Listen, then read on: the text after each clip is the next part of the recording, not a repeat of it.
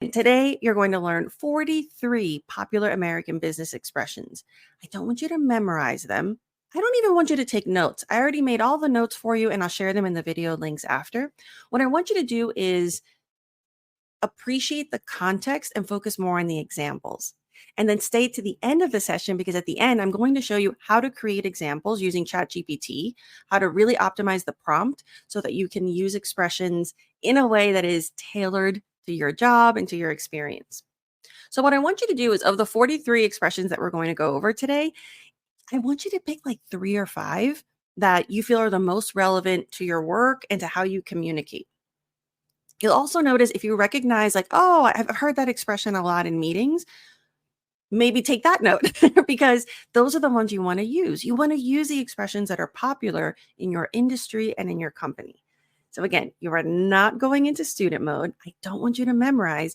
As a leader, as someone who is a professional and working in a business English setting, it's about feeling comfortable.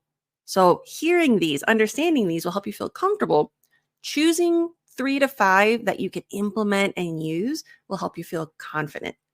That's a really great combination. As a leader, this is going to help you feel more confident about your leadership skills because if you feel that your English is super basic, sometimes that does impact the confidence that you have about your expertise. And I never want that for you. You've worked so hard to be at this level that you really want to be able to showcase that executive presence. And sometimes learning new expressions can be a good way to build or boost that self-esteem that you need to be able to have the English that you want to use so that you can showcase what you know and share your knowledge.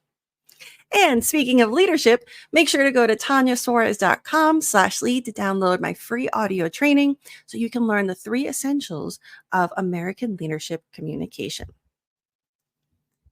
All right, starting with the expression, foot the bill.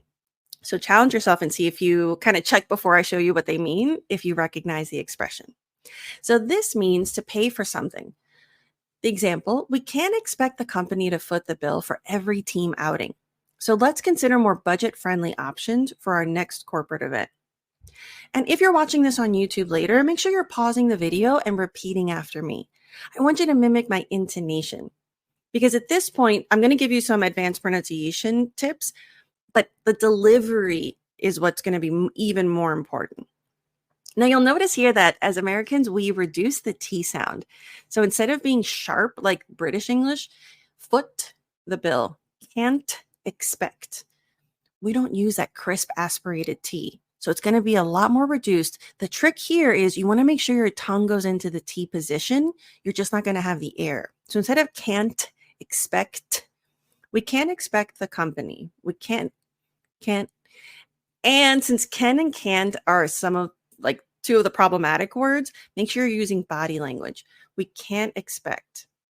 So that way, even if someone is confused if you're saying can or can't, they have the cue, the body language to understand you. Because clarity is everything. Next one, cut corners. So this means to try and save money. It's tempting to cut corners to streamline the process, but we must prioritize doing things the right way to maintain our reputation. So notice that I'm not even reading the full definition for you because that's not the most important part. You are not a student anymore. It's really hard to graduate from student level and really embrace yourself as an English speaker. So the most important thing you can do in the way that you train your English at this level, being a professional, is speaking. It's reading examples out loud. So don't focus as much about matching, of memorizing the definition and the expression. And notice here we're doing the same thing with, instead of cut, it's tempting to cut. The T goes up, but there's no aspiration. Squirrel away money.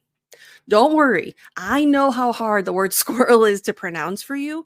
This is not an expression I recommend actually using if you're self-conscious about the way you pronounce squirrel. Also, squirrel is not a high frequency word, so don't waste your time in like mastering the pronunciation of it because you're not going to use it that much. I would rather you focus on the expressions that build confidence instead of the ones that make you more nervous. So this one means to hide or save. I've been squirreling away money from each paycheck to save up for professional development courses. like my leadership course. So now you know that if someone says this, you don't have to look around or think, why are they talking about an animal if we're in the middle of a conference or a meeting? You can now understand it means to set aside or save. Next one is pretty popular. Cost an arm and a leg. This means to be very expensive. The new software upgrade may improve efficiency, but it's going to cost an arm and a leg. Now, for this one, it's very common. There are certain contractions or certain ways of speaking that maybe aren't as professional, but I find that the informal contraction gonna is still appropriate in professional settings. So if you say, but it's going to, or it's gonna cost an arm and a leg, that's okay. And notice we typically don't say going to or to. Oftentimes Americans reduce to to t. You don't reduce the number two or too, only to. To goes to t. And software. Notice that I don't even pronounce the T. So instead of new software upgrade. Okay. Bottom line.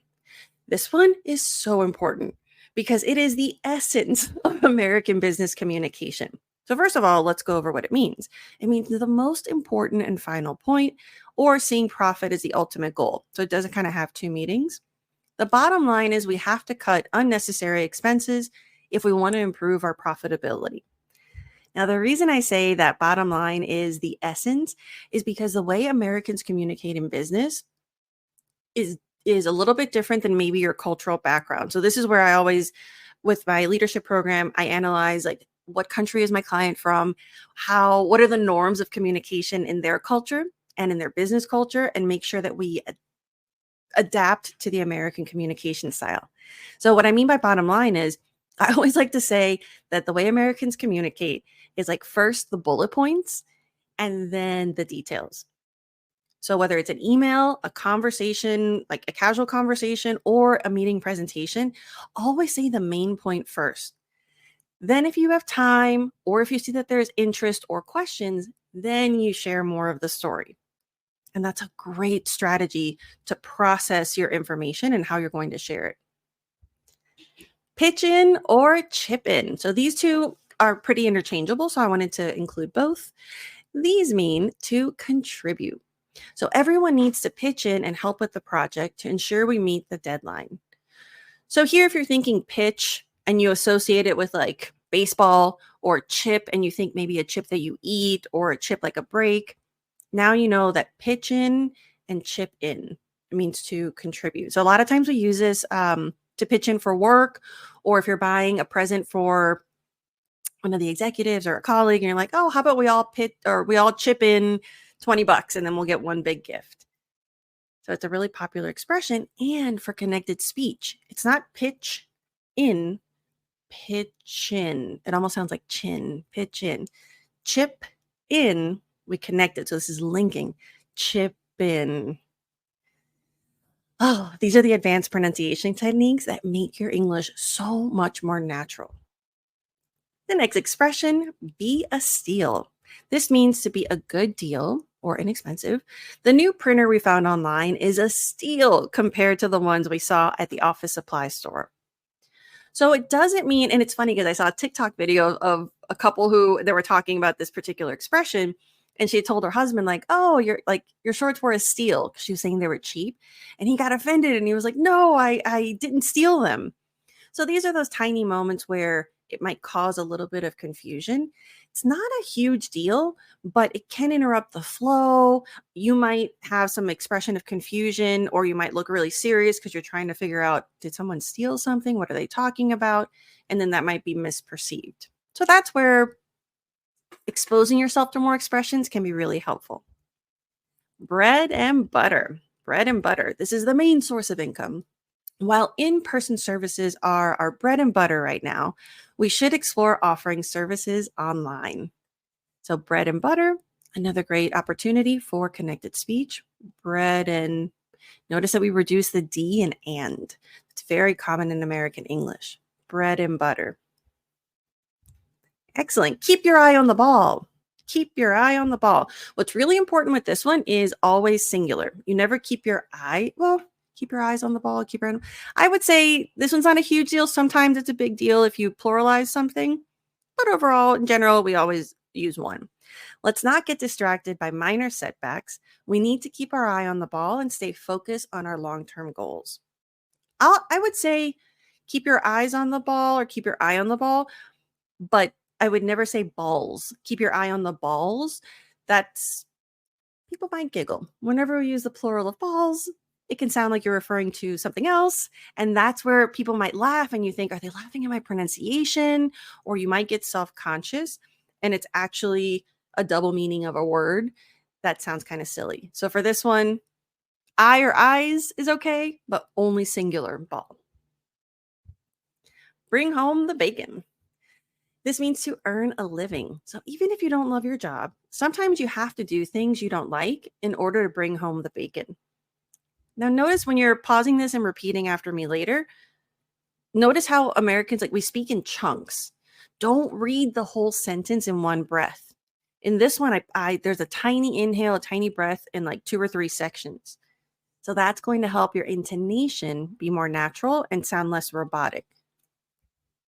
So these are the tips that help you not only learn new expressions, but learn how to use them in a way that is actually helpful to you. Catch up. Sounds like ketchup, the food, but it's something different. To keep up to date or to get up to date information, I need to catch up on emails before being out of the office for a few days. So I need to catch up on emails. Notice the connected speech. Catch up on. Catch up on. It's not about speaking faster. It's that it takes away those little pauses and that makes it sound smoother. We also use this conversationally, like, oh, we should catch up sometime. Oftentimes we'll do that, like, oh, let's grab a coffee and catch up. So if you've never heard that before, it might sound like, does she want coffee and ketchup? Are we eating hot dogs? So it can be a little bit of confusion there, or you might think of catching, like interpret it literally. So this is a very common expression. I would definitely recommend checking this one on the list. To look like $1 million. We also say bucks, to look like $1 million bucks. This means to look really beautiful or really good. The new company uniforms make the staff members look like $1 million bucks, giving off a polished and unified appearance. So this one's great. It's a great way to compliment someone without being like, oh, you look like $1 million bucks, instead of, this is a more appropriate compliment than like, you look so pretty, or that dress is so like whatever, especially compliments to women. Men, I'm talking to you. Women know how to compliment women. But as a guy, you have to be sensitive to not only the culture, but creating a safe environment. So I would say if you have to compliment on someone's look, this is a little bit more neutral. But when in doubt, don't compliment someone's look. Compliment someone's ability. You're so smart. What a great presentation. You're such a great speaker. Like those are going to be compliments that are professional and genuinely appreciated. To be broke. So here you might think, oh, something broken. But in this kind of expression, it actually means to have little or no money. So after the unexpected expenses last month, I'm broke until my next paycheck. So it doesn't mean the person's broken. It just means they don't have money. And I will say, Americans overuse this. A lot of people will say they're broke. It doesn't mean literally they have no money, because sometimes I'll find that people who have a lot of money will say this, and it's not accurate. So don't be alarmed. So it's not an alarming sentence. And if it is alarming, they'll give you more context. But usually people use this pretty casually. Turn to someone. Ask for help. So during times of uncertainty, employees often turn to their managers for guidance and reassurance. And remember, when you're reading this, I want you to visualize, like, when are you using this? Imagine here, maybe if you work in HR, or if you're an executive and you're giving a presentation about economic difficulties coming up. During times of uncertainty, employees often turn to their managers for guidance and reassurance. So here I'm thinking, okay, I'm an executive. I'm talking to my managers. I want to motivate them to be better leaders. And so you're going to take on a more elevated tone. Visualization is great for pronunciation and intonation. Don't just read sentences out loud. Imagine yourself using them. And that's why at the end of today's session, I'm going to show you how to get examples that are specific to your life and to your work. That's going to help you visualize in a way that's relevant. To be loaded. This can mean to have a lot of money. James just bought a luxury car and took a lavish vacation. He must be loaded. I will warn you, to be loaded has a few meanings. So it can mean to have a lot of money. So context, lavish vacation, luxury car. It can also mean to be really drunk. And sometimes we use this to talk about a baked potato. Like a loaded baked potato means it has all like the sour cream and the cheese. So this is why context is very helpful. And if you're not comfortable, just say, you must be rich. Always choose the English that builds your confidence. You have enough English to communicate. So now we're really about connecting and being the version of yourself that makes you more confident. To make a living. This means to earn enough money to pay for basic bills. Entrepreneurs often make a living by turning their innovative ideas into successful businesses. Repeat after me. Entrepreneurs. One of the hardest words in English. And a lot of you watching this are probably entrepreneurs or talk about entrepreneurs a lot, especially if you're in startups and stuff like that. So it's think about it as it's from the French word. So you're gonna, to me, that always tells me like it's more schwa, more relaxed. Entrepreneur. So forget the E at the end. Next one, on the house. This was good to know for social reasons. And I'll explain that in a second. So this means paid by a business. Our hotel upgraded our room to a suite on the house as a token of appreciation for our loyalty. So if you don't know this expression, you might think, what? I'm at a hotel. Why would I want a house? A lot of times we use this in hospitality in terms of maybe if you're at a restaurant and they mess up your order, they might say, oh, dessert is on the house. Or maybe they just really like you as a client. So that means that's my gift. The restaurant is paying for it. So on the house. To put in.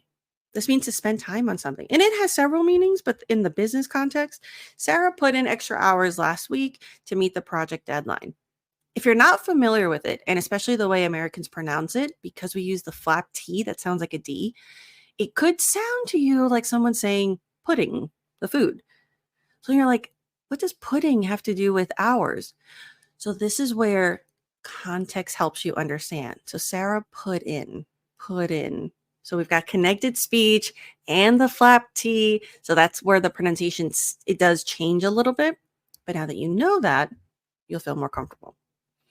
From rags to riches. This means to go from poverty to wealth. The company's success story is a testament to going from rags to riches, beginning as a small startup in a garage and eventually becoming a market leader in the industry. And look, if you ever have trouble with visualization, pretend you're narrating a documentary or you're a journalist reading the news. For some reason, those things it's all about it. Sometimes I do recommend being silly because when you're silly or you're imagining things, you let go of some of your preconceived notions. You let go of some of your anxiety and insecurity, and taking on a persona can help unlock some of the muscles that you need for better pronunciation. Nest egg. This means to have money saved up for the future. After years of hard work, Layla finally has a substantial nest egg saved up for her future. So nest egg, nest egg for the pronunciation. To put in a good word. We have put in again. So see, it sounds like puddin', especially if you're from the South. Puddin', the puddin's so good. But now you know, put in. So this means to say something positive. If you're applying for the position, I can put in a good word for you with the hiring manager. Visualize. Someone's asking you for a favor, someone's sharing the news that they're applying for something, and you've got that helpful tone. Make a fast buck. To make money with little effort.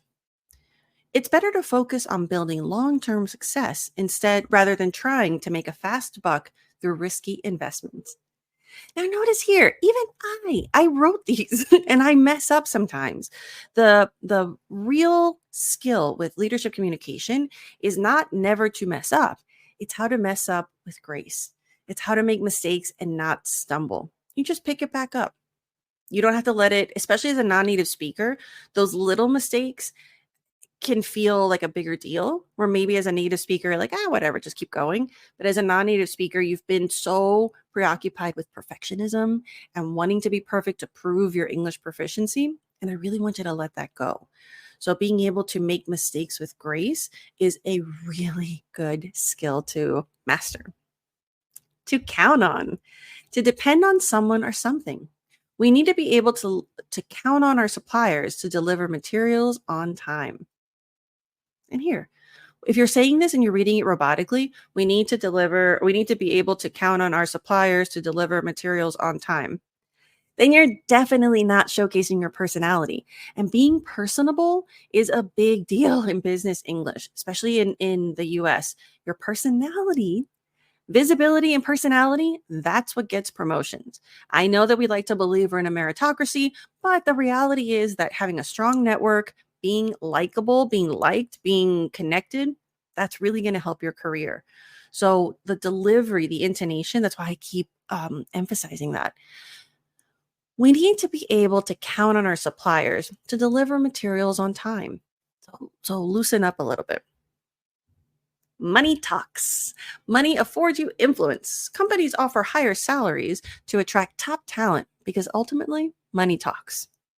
So a lot of times we use this expression at the end almost as a throwaway, not throwaway, but like a casual addition to our comment. To be strapped for cash. This means to not have enough money. So it's kind of like to be broke. I feel like they're in the same usage. Many startups find themselves strapped for cash in the early stages. So it's just another way of saying this one, for example, especially for the pronunciation, maybe it's not the best one for you to use. So don't put this in your implementation list. This is good for you to know. You're like, oh, strapped. Okay, that's a different way of saying that. I know that one can be kind of complicated to pronounce. So when you use it, you can say, oh, many startups don't have enough money in the early stages. Use phrasing that you feel confident with. Don't force yourself to use expressions that are going to trip you up. Back to the drawing board when you have to start over. So the prototype failed to meet quality standards. So we're going back to the drawing board to redesign it. So if you've never heard this before, you might think, why are we talking about drawing? But now you know, it just means to start over. This is where if you're translating word for word, it's really hard to understand expressions. So just being aware of them, understanding how they're used can be very helpful. The ball is in your court. This is another example. You never want to pluralize the balls are in your court. We never say that. That's going to make people give you a weird face or laugh because it can be misperceived, misunderstood. So always singular. The ball is in your court, not courts, just court. So this means it's your turn. We've made our offer, and now the ball is in your court to respond with your decision. So think about tennis. The ball is in your court. To run something by someone. This is to tell someone something. But the implication here is for approval. And if you've never heard this, you might think, why are they talking about running? But now you know. Can I run the proposal by you to get your thoughts before presenting it to the team? This is why you should use examples, and I'll show you at the end how to use ChatGPT. You should use examples to study and to learn expressions, because notice how can I run the proposal by you? So now you know that the object, like the proposal, goes after run, and it helps you understand the structure without focusing too much on the grammar. You kind of absorb the grammar, and you do it in a way that you can then use it. I like this one. Yeah. Can I run? And a lot of times, if somebody pops by your office, like, oh, can I run something by you real quick? And you might be like, what are they running? All they mean is, can I get your approval? Can I get your feedback on something? Beat around the bush. So this means to be indirect. Instead of beating around the bush, let's address the issue directly and find a solution. Now here, if your intonation is super serious, this can feel very aggressive. Like, let's not beat around the bush. So the intonation really matters. Let's not beat around the bush. Let's get to the point. What's the issue here? So this is where delivery really helps your reputation as a leader and as a communicator. Put all your eggs in one basket. So this means making all efforts in one area. It's risky to put all your eggs in one basket by relying solely on one client for the majority of our revenue. So it just means all of the efforts on one project, on one effort, on one thing. To see eye to eye, singular again. So to agree with someone or have similar opinions, we need to discuss our perspectives openly to see eye to eye and reach a consensus on the new strategy. I find this one on paper, it's easy to understand, but the pronunciation when native speakers say it, we kind of so to see eye to eye. So if you see it, I feel like you would understand it easily. But we use the flap T, we reduce the to, we kind of say it a little bit not slurred, but it just isn't super clear. So this is another one of those examples. You can also use Youglish. That's a really great website where you can type in an expression or a word and it gives you clips from YouTube videos of people using that. So then you can hear it in real life. It's a great resource. To get back to you, this one is so used, overused, whatever. I love it. We use it a lot. So this means to reply. I don't have the information on hand right now, but I'll get back to you as soon as I find out. Now, this is great because if you don't know something in the meeting, not that there's anything wrong with saying, I don't know. It's just, it's more professional to say, I'll get back to you. So this is part of that leadership communication and the business communication strategy where you want to find diplomatic ways, confident ways of saying things that could be perceived as cutting down your expertise. If you're always saying, I don't know, I don't know, I don't know, people might think like, how did he become an executive? Versus, you know what, that's a great question. I'll get back to you on that. Let me look into it and I'll get back to you after the meeting. So much more professional. Rule of thumb. This means a general practical guide. As a rule of thumb, we aim to keep meetings to no more than 1 hour to maximize productivity. This one's great because if you don't know it, you're like, my thumb, what does that have to do with it? But the expression rule of thumb, that means it's not concrete, it's not technically enforced or legally required, but it's what we do. Cut to the chase. This means get to the point. Kind of like bottom line, but it's a little bit more instructive. So time is limited. So let's cut to the chase and get straight to the budget discussion. Again, this one kind of like beat around the bush. And bottom line, you want to be careful of intonation. So cut to the chase. Let's cut to the chase and get straight to the budget discussion. So you want to make sure it's all about intonation to me. And I say this a lot. It's about creating a safe environment. And I do use the word safe intentionally because when someone feels safe, they can contribute, they can participate. You just get so much more out of your team. To work something out. This means to find a solution that both parties agree with. Let's sit down and discuss the issue to see if we can work something out that benefits both teams. Burn the candle at both ends.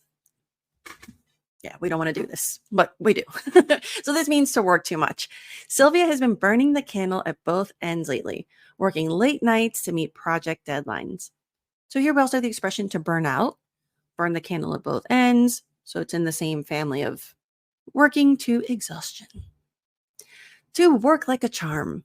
So this means to be effective, usually surprisingly or easily. We implemented the new workflow system and it's been working like a charm to streamline our processes. So if you don't know it, you might think, a charm, why are they talking about witchcraft or whatever charms, like the potions and stuff. But really it just means it's working really well. Under the wire. This means to get something done. Despite facing unexpected challenges, we completed the project under the wire, meeting the client's deadline. So this means like just in time. Just in time. To run out of steam. This means to have no more energy. We started the meeting with enthusiasm, but halfway through, everyone seemed to be running out of steam, or everyone seemed to run out of steam, and the energy level dropped. I'm laughing because honestly, the amount of meetings in corporate America, I don't understand how people get their work done. When I'm working with my clients and I see their schedule, like, when do you work? You just have meetings back to back. How do you not run out of steam? To play hardball. This means to be aggressive in the pursuit of a goal. The competitors are known for playing hardball in the market, but we're ready to stand our ground and defend our position. So it's kind of like being aggressive. Fine tune. This means to make small changes to make something better. The software developers are working to fine tune the application's performance based on user feedback. And again, notice if you're watching this later and you're pausing and repeating, chunks. We don't read the whole sentence in one breath. Fine, so the E is silent. Fine tune. Your mouth is going to make the same shape as the number two, tune. So the E's at the end of both of that, fine and tune, is silent. Fine, so not fine tune, fine tune. Okay. State of the art, having the most modern features. Our new office building is equipped with state-of-the-art technology to enhance productivity and collaboration among employees. So again, visualize. Maybe you're an executive and you're giving a tour to the board. And you're like, our new office building is equipped with state-of-the-art technology. You're going to say it in a proud way. To beef up, to add things or increase something, we need to beef up our cybersecurity measures to protect sensitive data from potential threats. So if you don't know this, you might think, why are we talking about meat? What? Beef? Are we having burgers in cybersecurity? Like, I don't get it. So even though you could eventually learn from context, keep in mind that when you hear these expressions, you're not reading them. And the conversations move so quickly, it can impact your fluidity, your experience in a conversation. Maybe if you didn't focus on why are they saying beef? You could stay more attentive to the conversation so that you see opportunities to participate. This is why I like to teach expressions. It's not for you to memorize, but I find that when you're aware of these idioms and these expressions, you can listen differently, you can be calmer.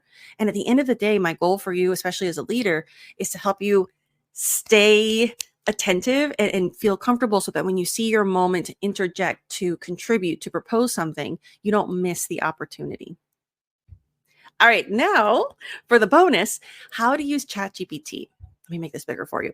So what you want to do, and I'm going to include this in the notes, which I have to add that. So I'll add this for you in the notes for this session because you can use this template. So can you give me 5 concise statements using the phrase, let's say beef up. Now this is really important. Tell it this. You have to copy paste. Use conversational tone, B1 or B2 level. Don't ask for C1 or C2. That's going to be too formal. Even for email, it's too formal. Anytime you're getting examples for English, you want to ask for B. B is the most, what I find, it's elevated enough that you feel good about it, but it's not overly formal. And corporate context. So this is where if you want corporate context, great. If you want something else, if you want small talk context, this is where you want to refine it because it really helps you get examples that are useful. And then be specific on who you are. I'm the head of research at AWS, and I have to lead team meetings and update executives.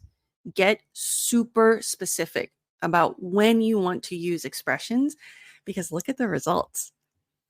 How good is this? So now you get examples, and I like to keep it limited. Maybe just ask for 5 because you don't want to get too much. You don't need to. Can you imagine if you did 10 examples for all 43 of these? It's too much. So I would say 3 to 5. I love odd numbers. And look at how by being so specific, then I want you to read these out loud. So it's crucial to beef up our data security measures to protect sensitive information. Let's beef up our market research efforts and then you practice the intonation. So the first time you read it, it might sound like, let's beef up our market research efforts to gain deeper insights into customer needs and preferences. You're like, okay, I'm at the meeting. I'm telling my team the direction we're going in. All right, so motivation, right? Let's beef up our market research efforts to gain deeper insights into customer needs and preferences. The training that I do, I always tell my clients, read one sentence 3 times. The first time, awkward, it sucks. The second time, you're getting it. And the third time, you can focus on the delivery. That's going to really do that kind of practice, intentional practice. It's short, but the impact is awesome. Okay, thank you so much for joining me for today's mega marathon of business expressions. And yet I've only scratched the surface. There are so many more. So I'm going to try and do more of these trainings to help you really feel good about corporate jargon and idioms and expressions. If you're interested in one-on-one coaching to elevate your leadership skills, check out tanyasuarez.com leadership, and you can apply for my leadership communication program. It's fantastic. And I have 3, 6, and 12-month options for you, depending on how in depth you want to work on your executive presence.